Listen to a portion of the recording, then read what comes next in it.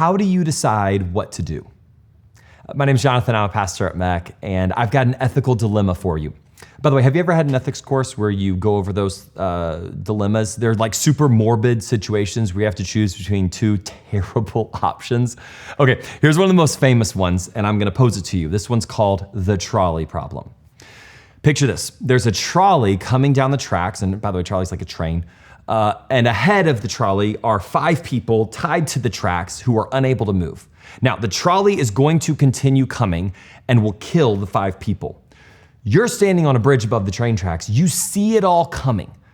There's a guy standing right next to you who is so enormous and heavy that if he were to place himself in front of the oncoming train, it would hit and kill him, but the train would stop, saving the other 5 people. Now, he will not do it willingly. So you have 2 choices. Do nothing and 5 people die. Or push the big guy off the bridge. He'll be killed, but he'll stop the trolley and save the 5 people. What would you do? Take a minute, and I want you to discuss it with someone around you or through messaging or something on your phone if you aren't around anybody, and figure out what you would do. Nothing and 5 people die, or push the big guy down the bridge and only 1 person dies. What would you do? Okay, did you make your decision? Now, I don't really want to focus on what you actually decided. I want to focus on how you decided. Most likely, at least if you're like me, you made your decision based on what would accomplish the greater good, right? Or maybe avoid the worst evil. Like 5 lives or 1 life, while it's awful, you might pick the 1 life. Okay, whatever. That works for a dilemma. But the truth is that very few of us will face an ethical dilemma like that. Instead, we face daily ethical decisions. Should I lie to my teacher? Should I join my friends in mocking this person? Should I sneak out of the house after curfew? Should I cheat on this test? Should I sleep with my boyfriend? Should I smoke this, whatever it is? Should I steal this from Walmart? Should I? And just like with the ethical dilemma of the train or the trolley, you'll run it through a framework, maybe even unconsciously. And usually you'll make your decision in one of 3 ways. You'll base your decision on what makes you happiest, or on what's allowed, or on what most people are doing. Take, for example, should I sneak out after curfew? You may say, okay, in a vacuum, I shouldn't. But the minute you might miss something you really want is the minute you start to think, you know, it's okay. My parents just don't understand how much this means to me. Or even, you know, I really want to go. I'm gonna do it. To heck with the rules. It's just a rule. This is gonna make me happy, and that's what my parents want. Or maybe take cheating in school. You might say, oh, okay, yeah, I mean, we shouldn't cheat in school, right? But then the test answers get shared. And suddenly you're gonna be the only one, in your mind, not cheating. And so you rationalize it with, well, everyone else is cheating, so what's the harm? Or maybe you're faced with the option to smoke something that you know is illegal, but nobody's around. Your parents might not even care. There's no one around to enforce the rule. And even if there was, they probably wouldn't enforce it. So technically you feel like you're allowed, so why not? So you do it. Okay, that's how most of us think. And in fact, we'll even find ourselves saying, well, you know, if it makes you happy and it doesn't hurt anybody, well, why not do it? Or, you know, you might say, well, they didn't say we couldn't do that thing. Or sometimes I've even caught myself saying, well, everybody else is doing it, so what's the harm? And that's how we decide what to do in a given situation. Okay, I want to propose a different way of thinking. What if instead of doing what makes you happiest, or what's allowed, or what the people around you are doing, you chose a different method? Doing what's right. You see, the other 3 frameworks are not based on what is right or wrong. They're based on people and preferences, and those things change, like all the time. 200 years ago, slavery was allowed and everyone did it, but we all know that it was wrong, right? It doesn't matter what everybody thought, it was evil. Doing what will make you happiest sounds good, but if you've ever been cheated on by somebody, yeah, that's wrong, no matter how happy it made the other person. And so the point that I'm making is, we'll all find ourselves facing situations where we know that there is something that is right and something that is wrong, regardless of the context. Take what's happening in the Middle East. Shooting a kid in the head, we know that's really wrong. But why? I mean, that person didn't think it was wrong. Isn't it arrogant for us to say that something is wrong? I mean, who made you the judge? If someone thinks it's okay to bomb a shelter full of injured civilians, how arrogant for me, half a world away, to judge that. But we do. And honestly, we feel like we should be able to, right? Like we all inherently know that there are some things that are just right, and there are some things that are just wrong. And it's very easy when we see it in others. You see, we easily judge leaders and teachers and parents and world powers on this larger moral code that we know everyone should follow. But what about your actions?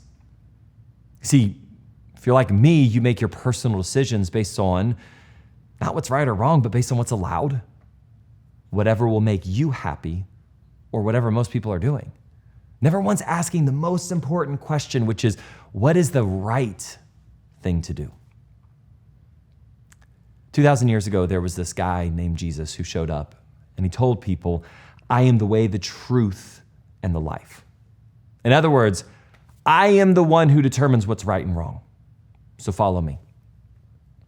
I believe him. And I built my life on his teaching and on what he said, or at least I've been trying to.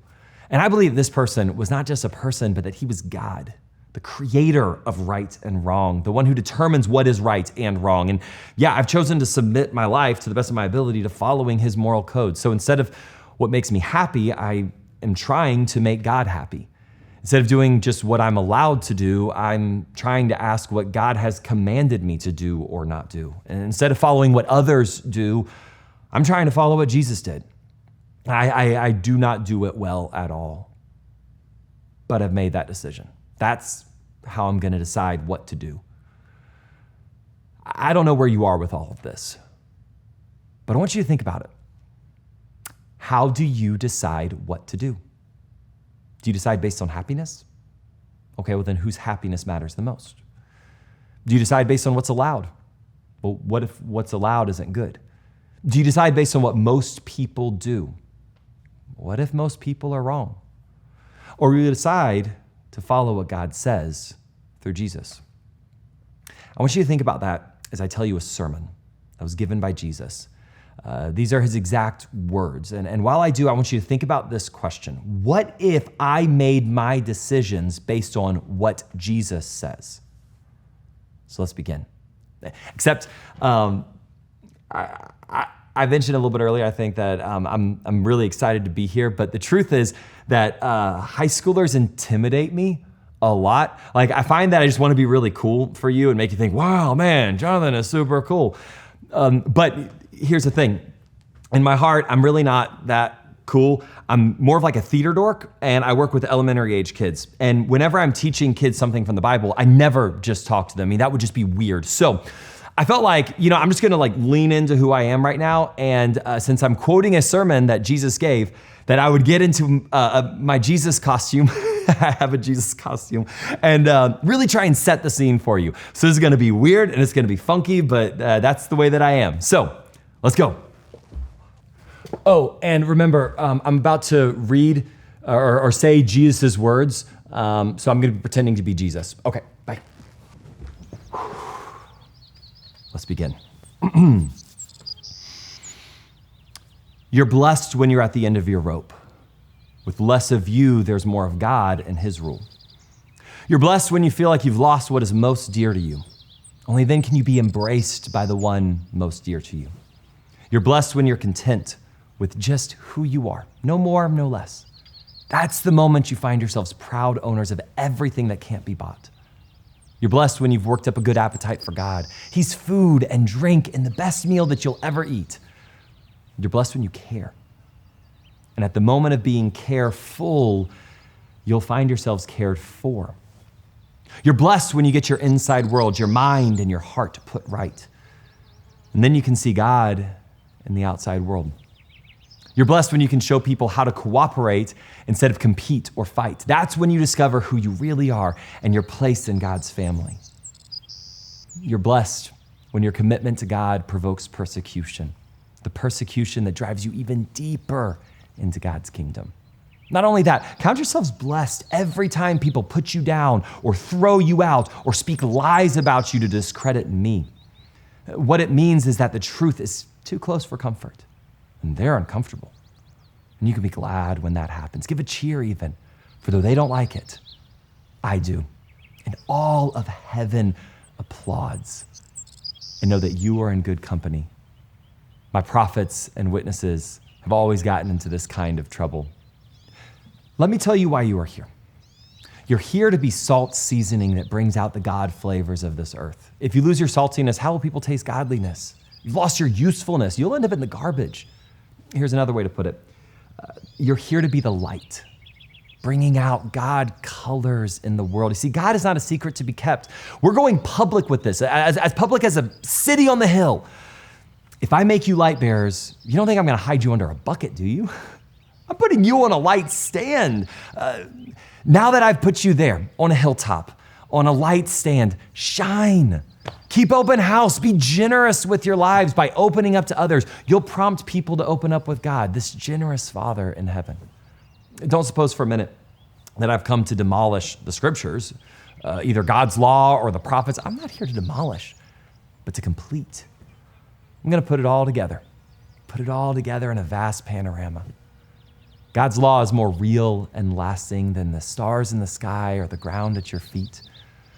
See, long after stars burn out and the earth wears out, God's law will be alive and working. And if you trivialize even the smallest item in God's law, you will have only trivialized yourself. Take it seriously. Show the way for others, and you will find honor in the kingdom. See, unless you do far better than the Pharisees in matters of right living, you won't know the first thing about entering the kingdom. You're familiar with the command of the ancients, do not murder. Okay, I'm telling you that anyone who is so much as angry with a brother or sister is guilty of murder. Yeah, carelessly call a brother idiot, and you might find yourself hauled into court. Thoughtlessly yell stupid at a sister, and you're on the brink of hellfire. The simple moral fact is that words kill. This is how I want you to conduct yourselves in these matters. If you enter your place of worship and are about to make an offering and you suddenly remember that grudge that your friend has against you, abandon your offering, leave immediately, go to the friend and make things right. Then and only then, come back and work things out with God. Or say you're on the street and an old enemy attacks you. Don't lose a minute. Make the first move. Make things right with him. After all, if you leave the first move to him, knowing his track record, you're likely to end up in court, maybe even jail. And if that happens, you won't get out without a stiff fine. Now, you know the next commandment pretty well too. Don't go to bed with another person's spouse. Don't think you preserved your virtue simply by staying out of bed. Your heart can be corrupted by lust even quicker than your body. Those ogling looks that you think nobody notices, yeah, they also corrupt. Let's not pretend that this is easier than it really is. If you want to live a more morally pure life, here's what you have to do. You have to blind your right eye the minute you catch it in a lustful ear. You see, you have to choose to live one-eyed or else be dumped in a moral trash pile.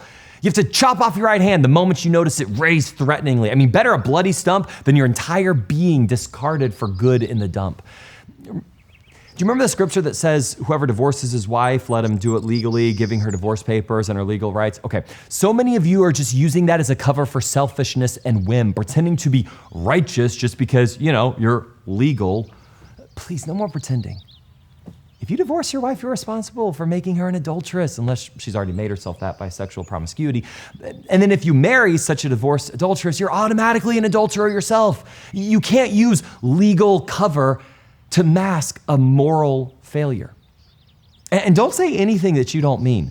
This counsel is embedded deep in our traditions.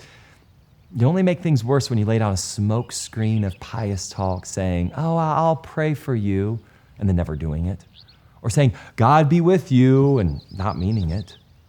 You don't make your words true by embellishing them with religious lace. And making your speech sound more religious, it becomes less true. Just say yes and no.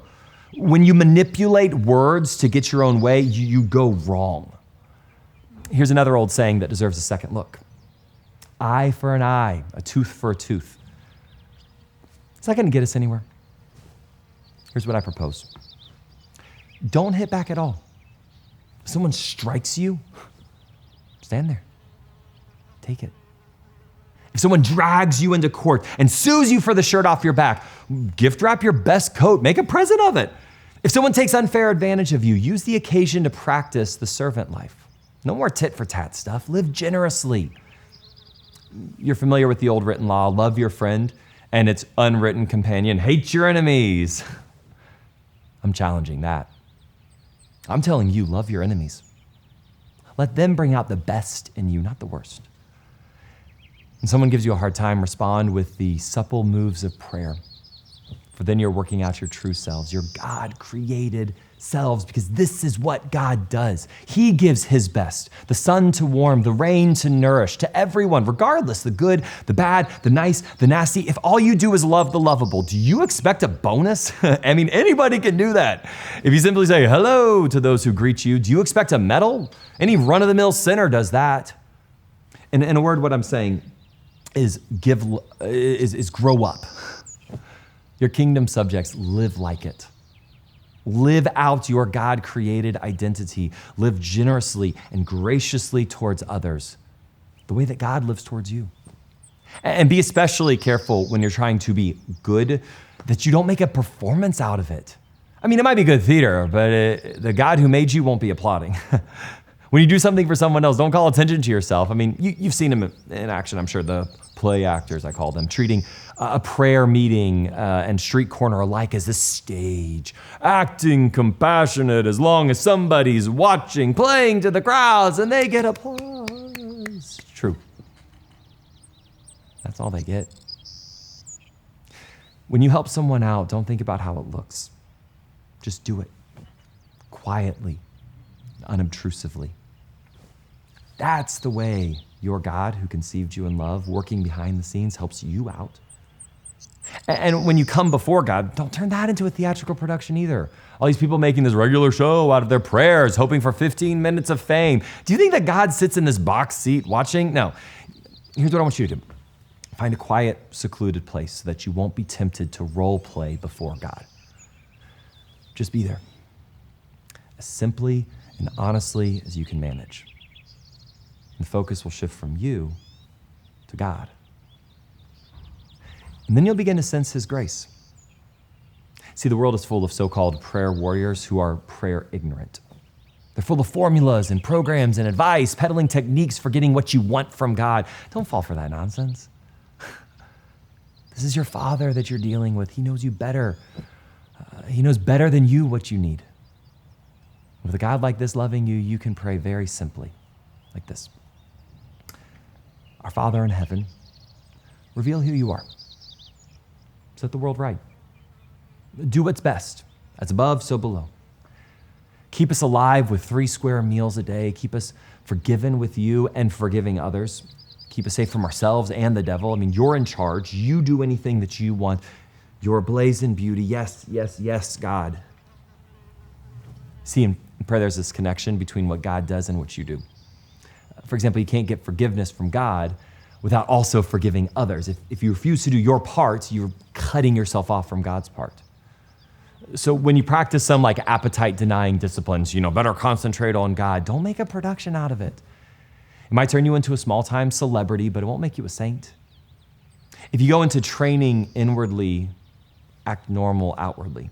Shampoo, comb your hair, brush your teeth, wash your face. See, God doesn't require attention-getting devices. He's not going to overlook what you're doing.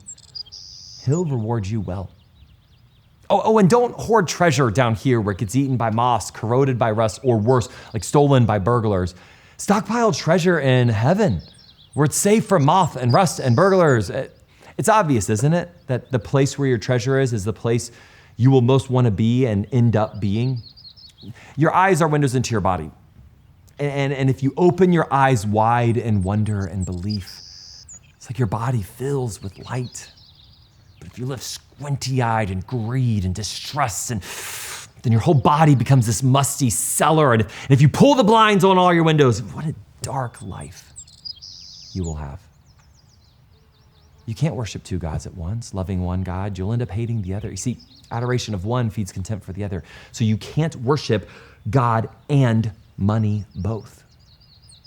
So if you decide for God, living a life full of God worship, it follows then that you're not going to fuss about what's on the table at your meal times or whether the clothes in your closet are in fashion. There's so much more to life than the food that you eat, and more to your outer appearance than the clothes that hang on your body. I mean, just look at the birds. They live free, unfettered, not tied down to a job description. They're careless in the care of God. And you count far more to him than birds. Has anyone by fussing in front of a mirror ever gotten taller by so much of an inch? All this time and money wasted on fashion. Do you think it really makes that much of a difference? Instead of looking at the fashions, walk out into the fields. Look at the flowers. They never primp or shop. But have you ever seen color and design quite like them? The 10 best dressed men and women in the country look shabby next to the prettiest flowers. And if God gives such attention to the appearance of wildflowers, most of which are never even seen, don't you think that he's going to attend to you? Take pride in you, do his best for you. See, what I'm trying to get you to do is relax, to not be so preoccupied with getting so that you can respond to God's giving. People who don't know God and the way that he works fuss about all these things, but you know both God and how he works. So steep yourself in God reality, God initiative, God provisions. Don't worry about missing out. You'll find all of your everyday human concerns will be met. Give your entire attention to what God is doing right now. And don't get worked up about what may or may not happen tomorrow. God will help you deal with whatever hard things come up when the time comes. Oh, and don't pick on people, jumping on their failures, criticizing their faults, unless, of course, you want that same treatment. See, that critical spirit has a way of boomeranging. It's easy to see a smudge on your neighbor's face and then be oblivious to the ugly sneer that's on your own. Do you have the nerve to say, hey, let me wash your face for you, when your own face is distorted by contempt? It's this whole traveling roadshow mentality all over again, playing a holier-than-thou part instead of just living your part. So wipe that ugly sneer off of your face. Then you might be fit to offer a washcloth to your neighbor. And don't be flippant with the sacred. Banter and silliness, they give no honor to God. Don't reduce holy mysteries to slogans and trying to be relevant. You're just getting cute and inviting sacrilege. And don't bargain with God. Be direct. Ask for what you need.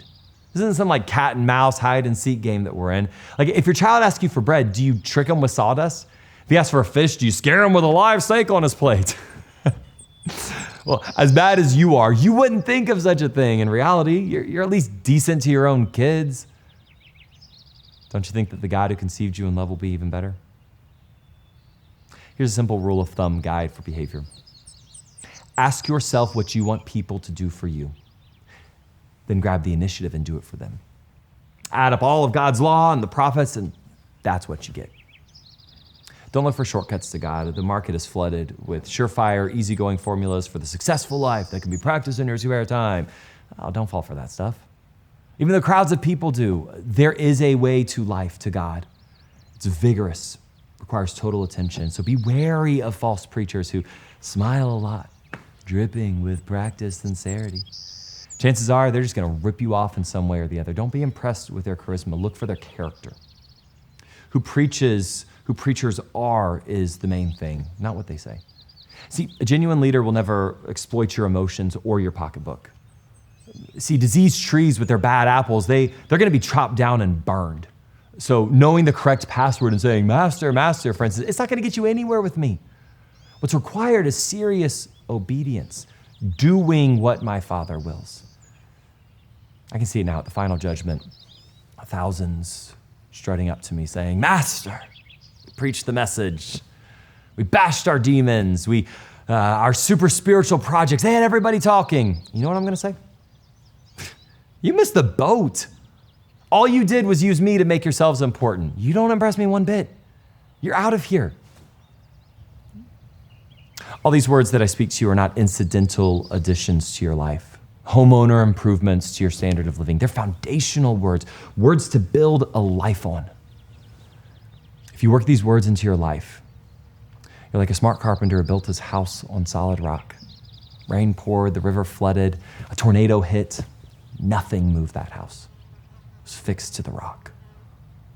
But if you just use my words in Bible studies and you don't work them into your life, you're like a stupid carpenter who built his house on the sandy beach. And when a storm rolled in, the waves came up, collapsed like a house of cards. Let me pray. Father, I pray that we not just hear the words of Jesus, but that we do them. Amen.